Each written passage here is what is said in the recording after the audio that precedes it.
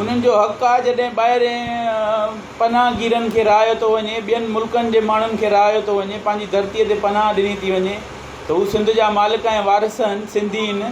उन्हनि जो बि हक़ आहे पंहिंजी धरतीअ ते रहण जो। जेके माण्हू ॻोठनि मां कराची अचनि था, जेके रोज़गार जी आस रखनि था, हाणे हिन वक़्तु सॼी सिंध में जेके माण्हू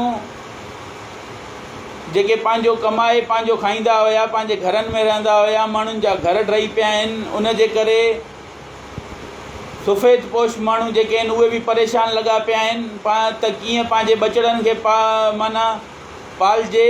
उन्हनि कॾहिं कंहिं माण्हूअ जे अॻियां हथु नाहे फैलायो। उन जे करे तमामु वॾी हीअ जेका माना बरसाति ऐं ॿोॾि वारी जेका हीअ सूरत हाल आहे, इन में जेके माण्हू हिकिड़ा जेके माण्हू पाण ॿियनि माण्हुनि खे मानियूं खाराईंदा हुया, ॿियनि माण्हुनि खे जेका आहे उन्हनि जा मसइला हल कंदा हुया, उन्हनि जी मदद कंदा हुया, हिन वक़्तु उहे माण्हू ई परेशान लॻा पिया आहिनि तमामु। असां सां एतिरा अलाए केतिरा माण्हू मिलिया आहिनि। ज़रूरु जीअं सिंध क़ौमी महाज़ जेतिरो थी सघियो आहे असां सॼी सिंध में जेके आहिनि सिंधी क़ौम जी मालिकी कई आहे। वधीक जेका आहे सभिनी सहायता वारनि माण्हुनि खे चवंदासीं त जेके बि जेको जंहिंजे पाड़े में वेठो आहे उहो उनजी मदद करे। महिरबानी।